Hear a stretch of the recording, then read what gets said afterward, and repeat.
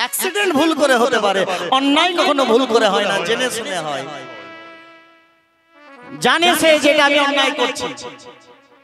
দেখছেন না যাদেরকে এত এত ভোট দিয়ে পাঠাচ্ছি, মালগুলো কেমন করছে আমাদের সঙ্গে, পুরো অন্যায়। হ্যাঁ, জয় রাধে। ওসব কথা বললে আবার ঝামেলা লেগে যেতে পারে, দরকার নেই। রাধে রাধে। সব জানি আমরা, সবে আয়নাটাই দেখতে পাই, কিন্তু তবু আমরা সেটার মর্যাদা দিই না। সেটাকে ওই যেমন ভগবান ভগবত সত্তাটাকে সরিয়ে দিয়েছিলেন, আমরা আমাদের অন্তরের সততাটাকে সরিয়ে দিয়ে অন্যায়ের পথকে অবলম্বন করে বসে থাকি।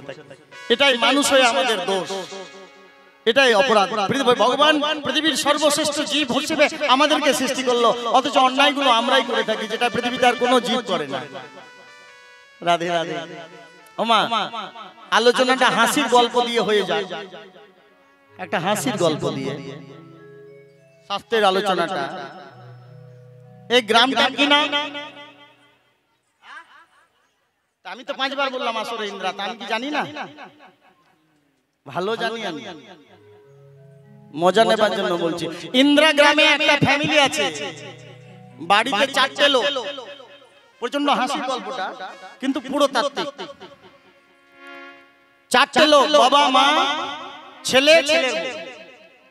বলছে এদের মতো মূর্খ, এদের মতো বোকা এই পুরো বীরভূম ডিস্ট্রিক্টে খুঁজলে একটা পাওয়া যাবে না।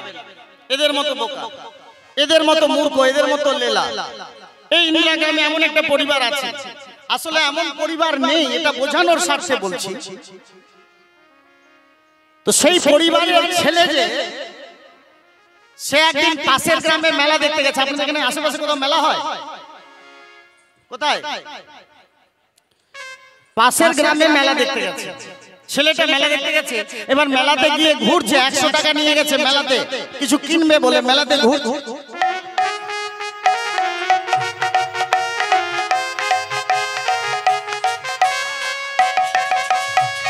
মেলাতে ঘুরতে ঘুরতে একটা বড় মনিহারি দোকানের সামনে গিয়ে দাঁড়িয়েছে। ওমা, মনিহারি দোকানের সামনে বড় আয়না দাঁড় করানো আছে, আয়নাটার কাছে গিয়ে দাঁড়িয়ে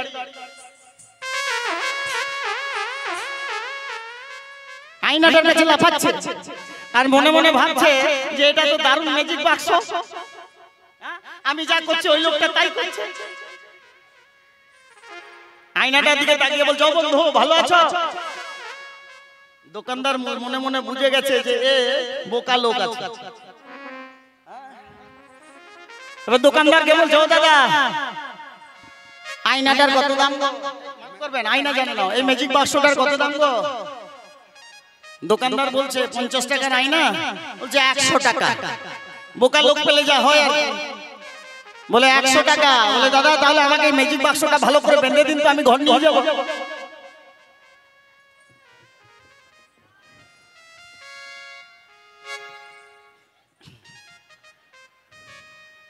ও বুন্টি, তোমার খুব কষ্ট হচ্ছে, বসতে ভাবে এদিকে চলে এসো, ওপরটা এসো।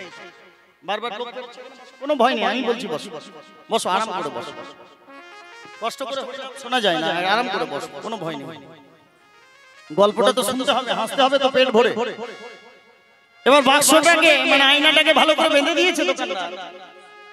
আয়নাটা নিয়ে চলে যাচ্ছে ঘর, আর মনে মনে রাস্তায় বলতে বলতে যাচ্ছে যে বন্ধুটাকে আমি আর কোনোদিন হারাবো না, আর আমি এমন এক জায়গায় লুকিয়ে রাখবো যাতে কেউ না দেখতে পায়। রোজ এই বন্ধুটার সঙ্গে আমি গল্প করবো।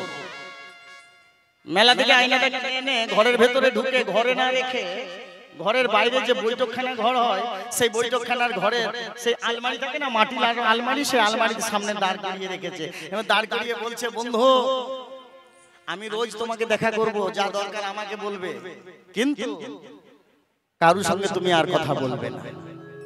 আয়নাটার সঙ্গে গল্প করে ঘরে চলে গেছে।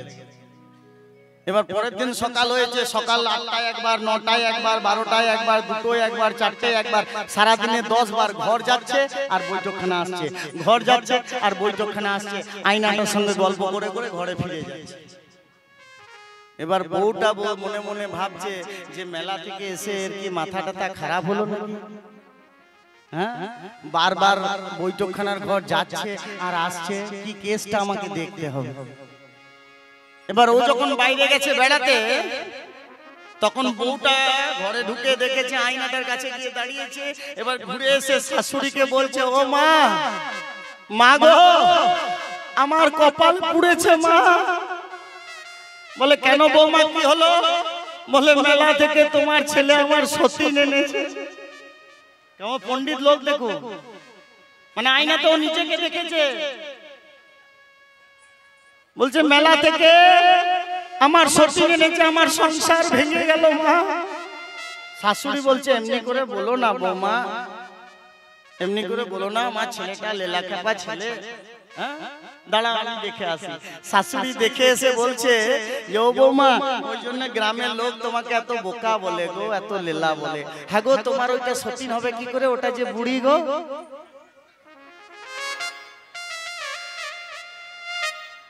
মানে বোঝাতে পারলাম, শাশুড়ি নিজেকে দেখেছে। বলছে হ্যাঁ গো, ওটা তোমার সতীন কি করে হবে? ওটা যে বুড়ি। এবার দুজনে মারামারি লেগে গেছে। শাশুড়ি আর বউ চুল ছেঁড়াছেঁড়ি করছে। ও বলছে না আমার মতন, আর ও বলছে না আমার মতন বুড়ি, তোমার বয়সী নয়। দুজনে মারামারি লেগে গেছে। এমন সময় শ্বশুর এসেছে। শ্বশুর এসে বলছে কি হলো, দুজনে এত মারামারি কেন? বলছে কি বলবো বাবা, লজ্জার কথা, আপনার ছেলে যা কাণ্ড করেছে, আমার জীবন জ্বলে গেল। এই দেখুন ঘরে সতীন এনে রেখেছে।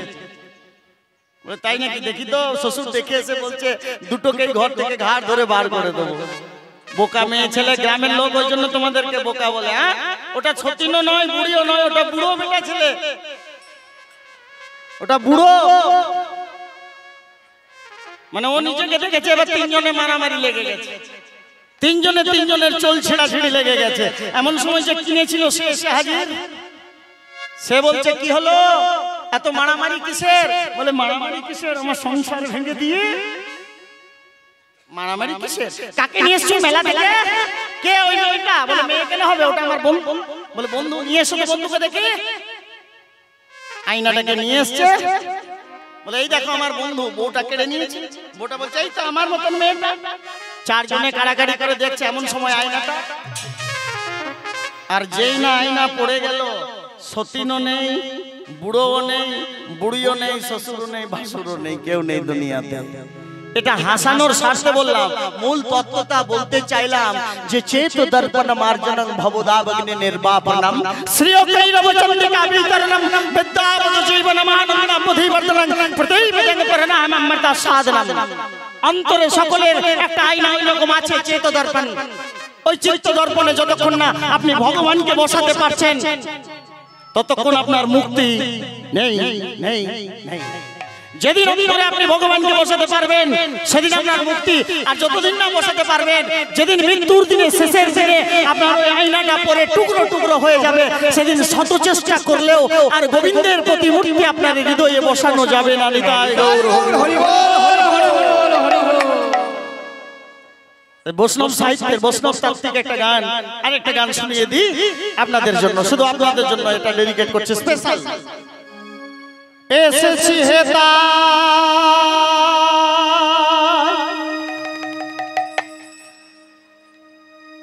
তোমারি আজ্ঞায়, তার আজ্ঞাতে এখানে এসেছি।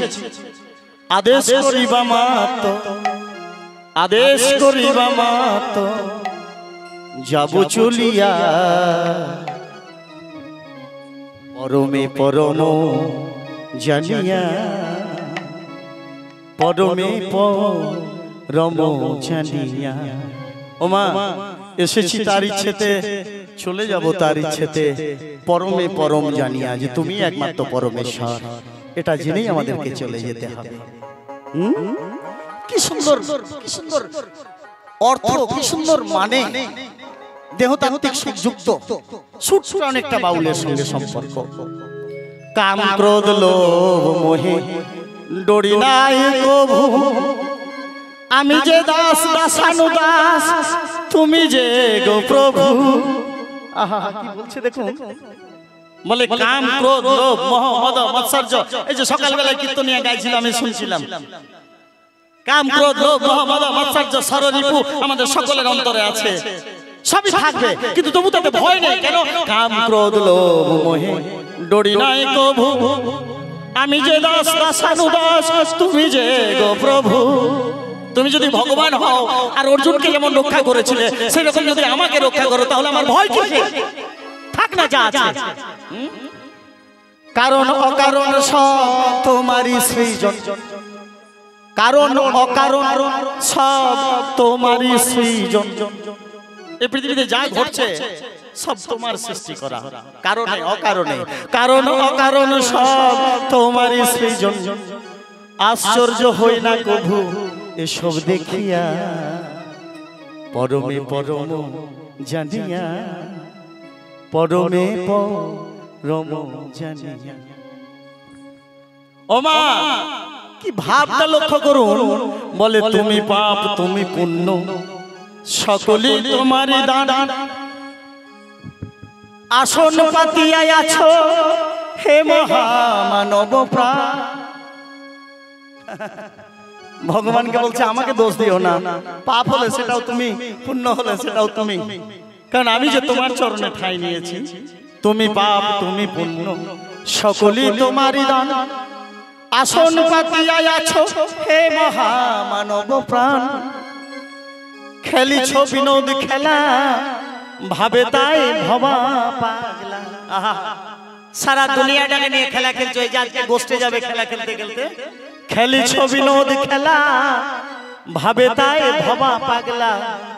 কি বলছে দেখুন শেষের লাইনটা, চূড়ান্ত চালাক তুমি আছো মিশিয়া। এত তুমি চালাক, সবার অন্তরে মিশে আছো, কিন্তু তবু তোমাকে আমরা দেখতে পাই না। কোথায় চলে যাচ্ছেন? এই যে চলে যাচ্ছেন নাকি? ঠিক আছে, আসতে হবে কিন্তু আবার। এত মন দিয়ে শুনছেন, যদি সামনের লোক চলে যায় তাহলে কষ্ট হবে। হ্যাঁ, চূড়ান্ত চালাক তুমি আছো মিশিয়া,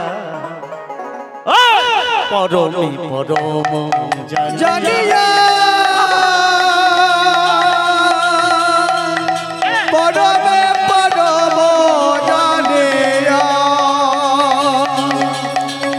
পরমে পরম জানিয়া, পরমে পরম জানিয়া, পরমে পরম জানিয়া, পরমে পরম জানিয়া এসেছি হে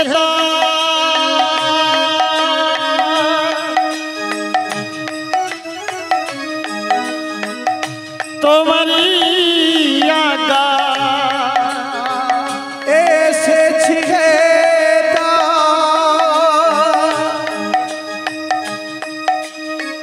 তোমারি আজ্ঞা, আদেশ করিবা মা তো যাব চলিয়া,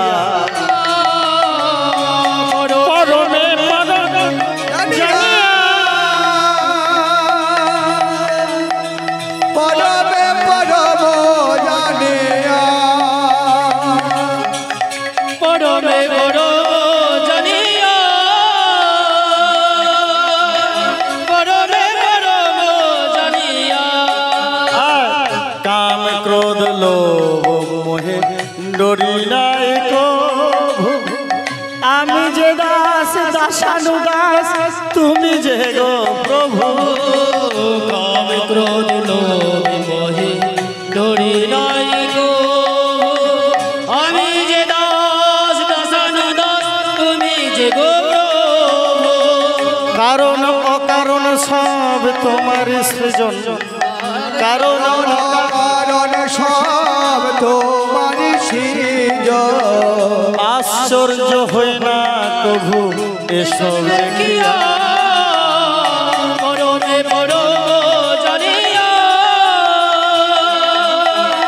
পরমে পরম জানিয়া, পরমে পরম জানিয়া,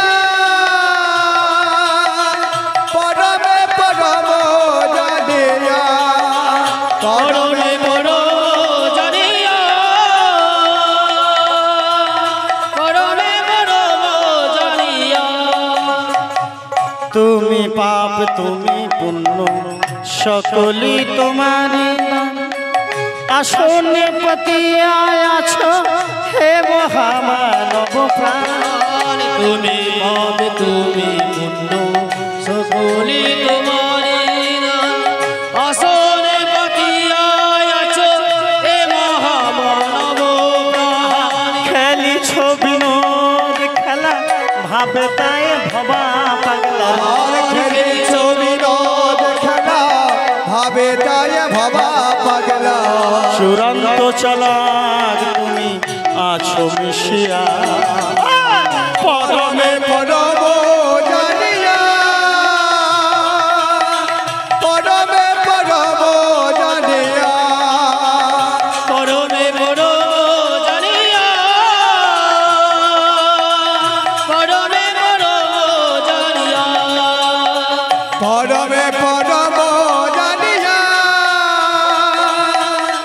পরমে পরম জানিয়া পরমে বড় জানিয়া পরমে বড় জানিয়া ওই দেখুন ওগো বসিয়া আমার মায়ের কোলে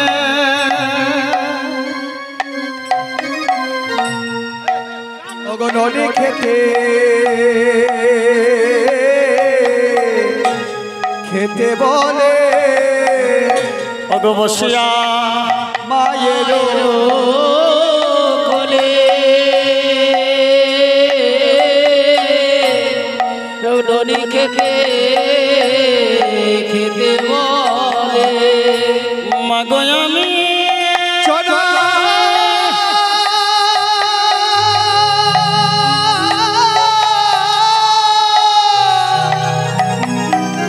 চড়াবো বাছো মাগো আমি চড়াবো ছোর গো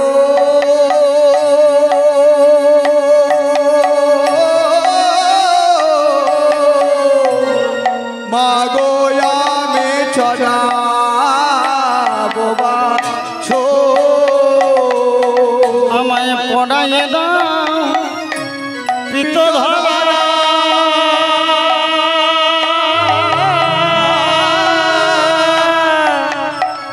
মন্তপরি বাঁধ জোড়া আমায় পড়াইয়েরা পিত ধরা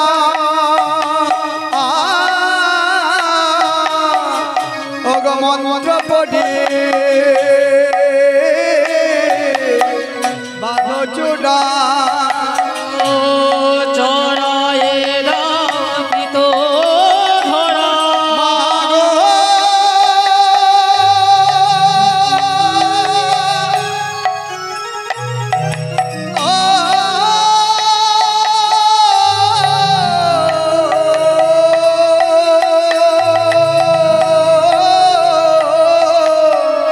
আমায় পড়াইয়ে দাও পিত ধরা মা ওগ মন্ত্র পড়ি বাঁধ চূড়া আমার চরণে পড়া হো নুপুর গো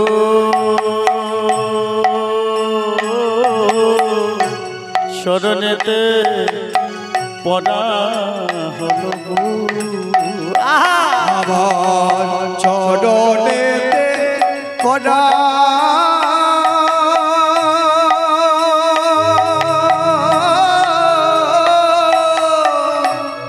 পড়া হলো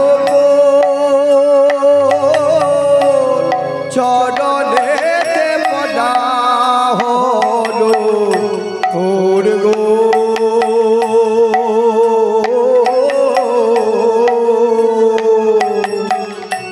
চরণেতে পড়া হলো আমায় সাজাই দে মা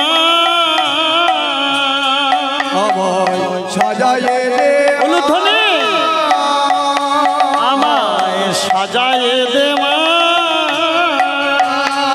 আমায় সাজায়ে দে মা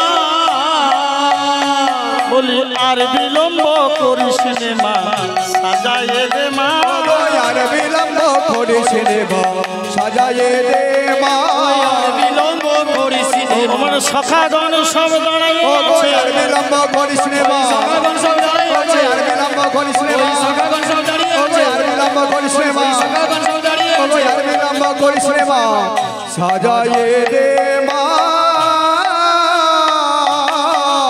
মা গো আমি চড়াবো ছুট গো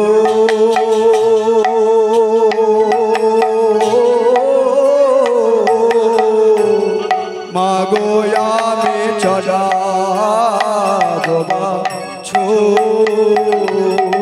প্রভাত কালে উঠে নিজ শয্যা ত্যাগ করেছেন গোবিন্দ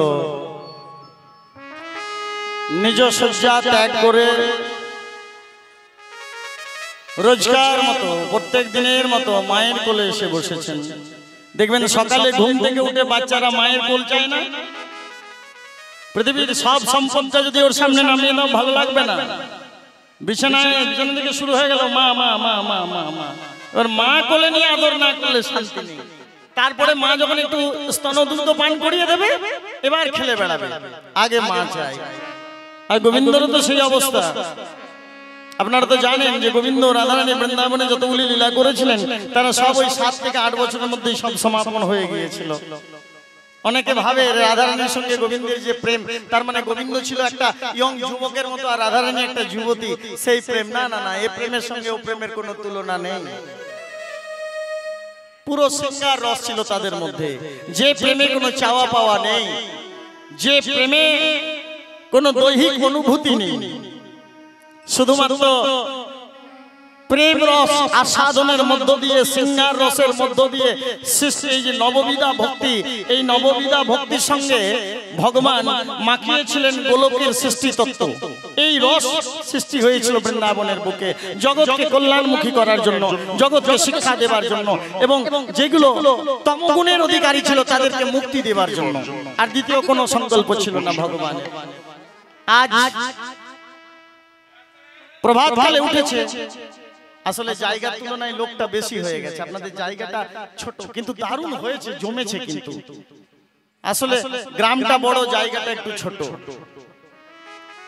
আর জায়গাটা ছোট হয়েছে আপনাদের জন্য আপনারা সবাই এসেছেন বলে না এলে এই জায়গাটা বিরাট জায়গা হ্যাঁ বড় ভালো লাগছে বারবার বললে তো সামুদ্রি করা হয় তো সামুদ্রি করছি না বারবার একটা কথা বলে যাচ্ছি অনেকের হয়তো খারাপ লাগতে পারে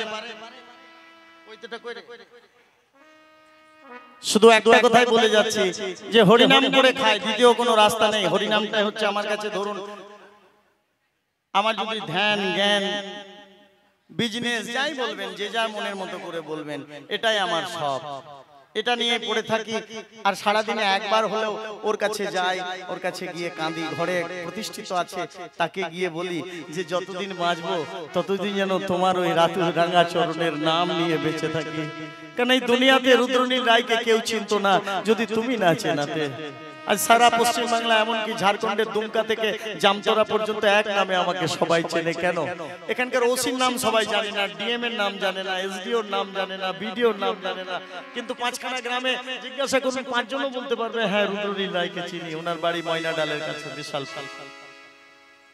এই পাওয়াটা অনেক বড় পাওয়া হ্যাঁ বলুন হ্যাঁ শুনেছি আমি শুনেছি বুঝেছি শোনাচ্ছি আচ্ছা আচ্ছা করে এই ধর আচ্ছা ঠিক আছে আচ্ছা দাঁড়ান এটা বলে নি আবার শোনাচ্ছি বসুন হ্যাঁ বুঝে গেছি হয়ে গেছে আচ্ছা দাঁড়ান এখন হয়ে যায় যাই হোক আজ সেই গোবিন্দ ইতিহাসটা হয়ে যাক আবার শোনাচ্ছি ভয়ের কোনো কারণ নাই আজ সেই গোবিন্দ আমার প্রভাতকালে উঠে মায়ের কোলে এসে বসেছে বসিয়া মায়ের কোলে ননি খেতে খেতে বলে মাগো আমি চড়াবো বাছুর মা ননি দিচ্ছে খাচ্ছে আর বলছে মা আমি বাছুর চরণ করবো আমায় পড়াইয়ে দাও পিত ধরা গোবিন্দের বসন নয় নীল বসন নয় পিত ধরা হলুদ বসন আমায় পড়াইয়ে দাও পিত ধরা মন্ত্র